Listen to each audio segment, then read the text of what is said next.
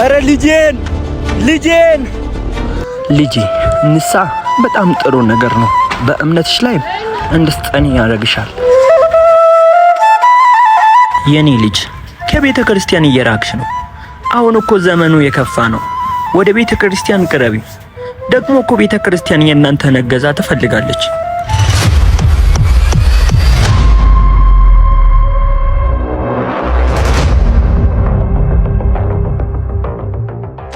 ልጆቼ ምን እያደረጋችሁ ነው? ኧረ ተው። ምንድነው ሆናችሁ?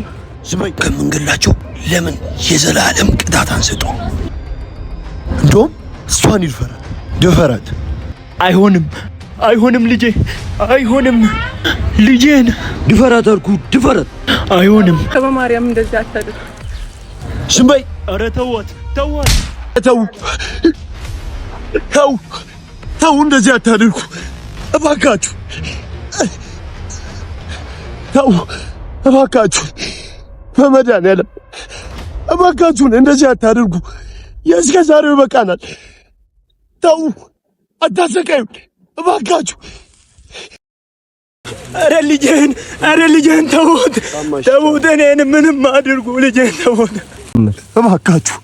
እባካችሁ እንደዚህ አታድርጉ። አረ ስለ ድንግል ማርያም እንደዚህ አታድርጉ። አረ ልጄን ስምል ልቀቀኝ። እኔ እንደፈለጋችሁ አድርጉኝ።